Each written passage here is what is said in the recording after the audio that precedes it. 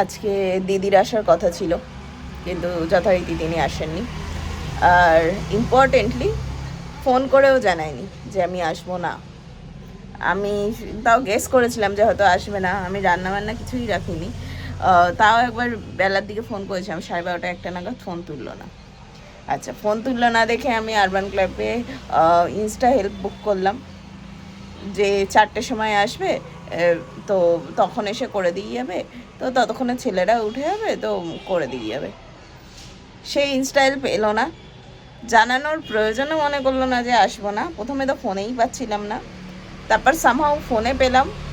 ফোনে পেয়ে বলছে যে হ্যাঁ আমার জ্বর, আমি আসতে পারবো না, হেন না তেন না, এই না সেই না। আমি তাকে ক্যান্সেল করতে বলছি, সে ক্যান্সেল করলো না, আমি ক্যান্সেল করলাম, আমার উল্টো পেনাল্টি গেল। যাই হোক, মানে এত ইরিটেটিং লোকজন, মানে হতেই পারে যে চলো আসতে পারবে না বা হচ্ছে না, বাট লোকে জানায় না কেন আমি সেটা বুঝি না।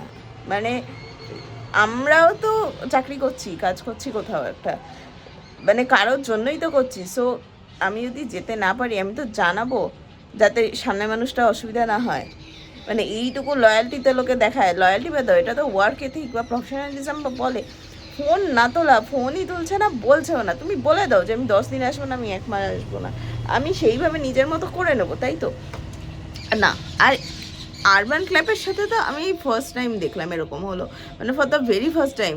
লাস্টে সেই আরবান ক্ল্যাবে সাপোর্ট সেন্টারে কল তো হয় না, সে একটা চ্যাট বোর্ড, সেখান থেকে চ্যাট ফ্যাট করে কোনো মতো ওই মহিলাকে পাওয়া গেল।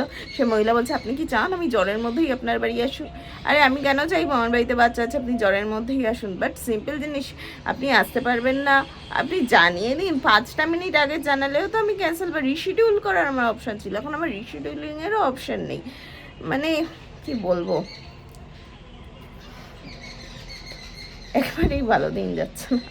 এখন কাজের মাঝে বাচ্চাদের রেখে এই এক্সট্রা হাসেলগুলো ইজ ভেরি ইরিটেটিং। মানে জিনিসপত্র প্ল্যান করে রাখতে হয় আমায়, যাতে আমি অফিসটা করতে পারি ঠিক করে। আর এসব আনপ্ল্যান জিনিসপত্র আসলে ভীষণ মুশকিল হয়, ভীষণ। মানে আলটিমেটলি আমার তো কাজ হ্যাম্পার করলে চলবে না।